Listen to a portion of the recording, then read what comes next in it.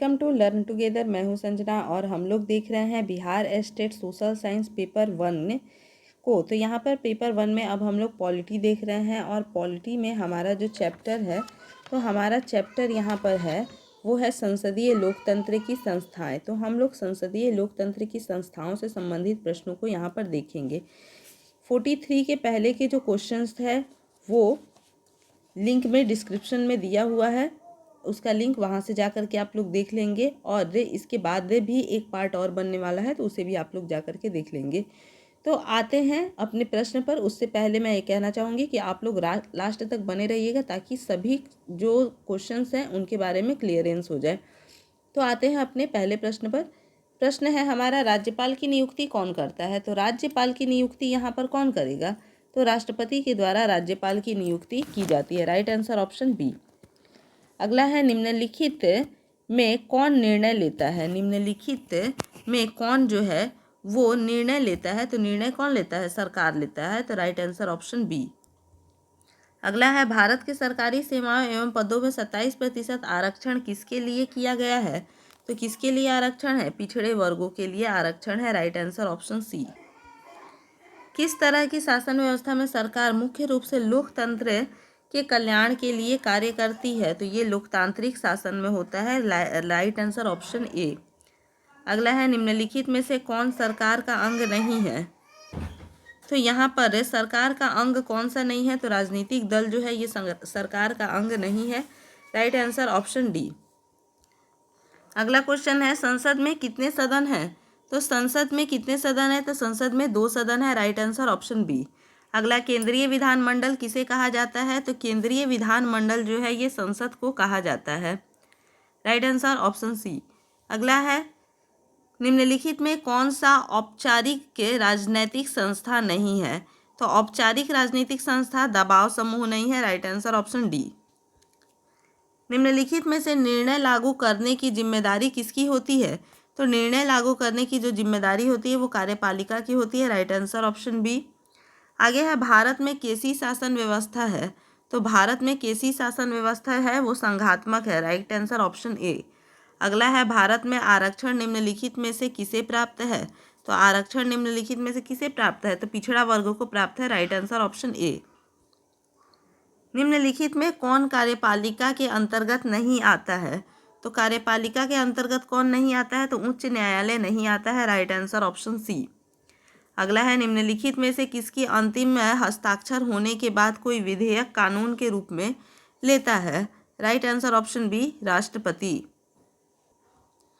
अब है, लोकतांत्रिक देश में लोक कल्याणकारी कार्य के अंतर्गत निम्नलिखित में से कौन कार्य सम्मिलित नहीं है? कौन कार्य सम्मिलित नहीं है? धनवानों की सुरक्षा। Right answer option A. निम्नलिखित में कौन कार्य राज्यसभा का नहीं है? कौन सा कार्य राज्यसभा का नहीं है? तो अविश्वास प्रस्ताव लाना ये राज्यसभा का कार्य नहीं है। Right answer option D. अगला हो जाएगा, लोकसभा का कार्यकाल कितने वर्ष का होता है? तो लोकसभा का कार्यकाल जो होता है वो 5 वर्ष का होता है। Right answer option B. अगला है, लोकसभा में एंग्लो इंडियन समुदाय के कम से कम कितने सदस्यों का होना आवश्यक है?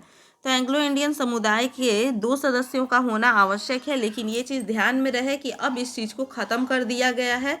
अब एंग्लो इंडियन से जो 2 सदस्य लिए जाते थे अब नहीं लिया जाएगा।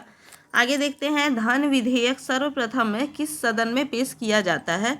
तो धन विधेयक है वो सबसे पहले लोकसभा में प्रस्तुत किया जाता है। Right answer option D. अगला है, विधानसभा में सदस्यों की संख्या अधिकतम कितनी हो सकती है? तो विधानसभा में सदस्यों की संख्या अधिकतम 500 हो सकती है। Right answer option A. Bihar Vidhan Parishad में सदस्यों की संख्या कितनी है? तो बिहार विधान परिषद में सदस्यों की संख्या जो है वो 75 है। Right answer option D. अगला देखेंगे, विधान परिषद के संबंध में निम्नलिखित में से कौन सा कथन सत्य है? तो कौन सा कथन सत्य होगा? यह एक स्थायी सदन है। Right answer option A. अगला, राष्ट्रपति को शपथ कौन दिलाता है? तो कौन है जो राष्ट्रपति को शपथ दिलाता है? तो सर्वोच्च न्यायालय के मुख्य न्यायाधीश होते हैं जो शपथ दिलाते हैं। Right answer option D. अगला है, विदेशी राजदूत एवं कूटनीतिज्ञ अपना परिचय पत्र किसे पेश करते हैं? तो ये लोग अपना परिचय पत्र जो है वो राष्ट्रपति को पेश करते हैं। Right answer option A. निम्नलिखित में से कौन राष्ट्रपति की विधायी शक्ति के अंतर्गत नहीं आता है? तो कौन नहीं आता है? राज्यपाल की नियुक्ति करना नहीं आता है। Right answer option B. अगला हो जाएगा उच्च न्यायालयों के न्यायाधीश की नियुक्ति कौन करता है? तो उच्च न्यायालयों के न्यायाधीश की नियुक्ति राष्ट्रपति करता है। Right answer option D. राष्ट्रपति के निर्वाचन में निम्नलिखित में कौन मतदान करता है, मतदाता है? तो कौन इनमें से मतदाता होता है? तो लोकसभा के निर्वाचित सदस्य जो होते हैं ये मतदान करते हैं। Right answer option D. Bharat के राष्ट्रपति पर महाभियोग निम्नलिखित में से किस स्थिति में लगाया जा सकता है? तो किस स्थिति में लगेगा? संविधान के उल्लंघन की स्थिति में। Right answer option C. अगला होगा सर्वोच्च न्यायालय में अन्य न्यायाधीशों की संख्या है। तो सर्वोच्च न्यायालय में अन्य न्यायाधीशों की जो संख्या है वो 30 है। Right answer option B. ध्यान में रहे वर्तमान में ये बढ़ करके क्या हो गया है? वर्तमान में बढ़ करके 32 हो गया है और मुख्य न्यायाधीश को लेकर के न्यायालय में न्यायाधीशों की संख्या 33 होती है। सर्वोच्च न्यायालय में न्यायाधीशों की संख्या में वृद्धि किसके द्वारा होती है? तो ये वृद्धि किसके द्वारा होती है? तो संसद के द्वारा होती है। Right answer option B. सर्वोच्च न्यायालय में तदर्थ न्यायाधीशों की नियुक्ति कौन करता है? तो तदर्थ न्यायाधीशों की नियुक्ति सर्वोच्च न्यायालय का मुख्य न्यायाधीश करता है। Right answer option C. अगला हो जाएगा यहाँ पर सर्वोच्च न्यायालय के न्यायाधीशों की योग्यता के संदर्भ में निम्नलिखित में से कौन सा सही नहीं है, यानी कि गलत बताना है यहाँ पर। तो यहाँ पर हो जाएगा कि उच्च न्यायालयों में 10 वर्षों तक न्यायाधीश के रूप में कार्य करने का अनुभव। Right answer option B. अगला है सर्वोच्च न्यायालय स्थापित है। सर्वोच्च न्यायालय कहाँ पर है? तो दिल्ली में है। Right answer option D. अगला है द्विसदनात्मक विधानमंडल में कितने सदन होते हैं? द्विसदनात्मक विधानमंडल में कितने सदन होते हैं? तो 2 सदन होते हैं। Right answer is option D. अगला है राष्ट्रपति को संसद का अंग मानने के लिए निम्नलिखित में से कौन सा तर्क सही है? Right answer option A. संसद के फैसले राष्ट्रपति की स्वीकृति के बाद लागू होते हैं। अगला है राज्यसभा में बिहार के कितने सदस्यों का प्रतिनिधित्व है? तो इसमें 16 सदस्यों का प्रतिनिधित्व है। Right answer option. निम्नलिखित में से कौन राज्यसभा का सदस्य बनने के लिए आवश्यक योग्यता नहीं है? तो आवश्यक योग्यता नहीं है तो कौन सा नहीं है? तो उसकी उम्र 25 वर्ष हो। उसकी उम्र क्या है? 25 वर्ष हो। Right answer option B. अगला है निम्नलिखित में कौन राज्यसभा का सभापति होता है?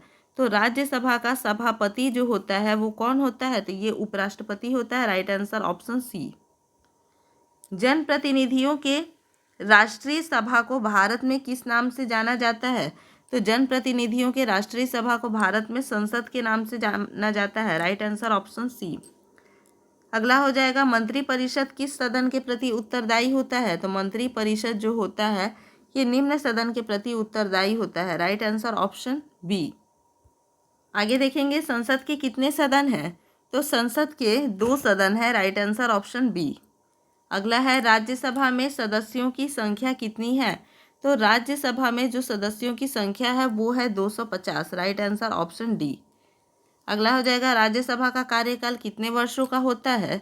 तो राज्यसभा का जो कार्यकाल होता है वो कभी ख़त्म नहीं होता है, यानी ये एक स्थायी सदन है।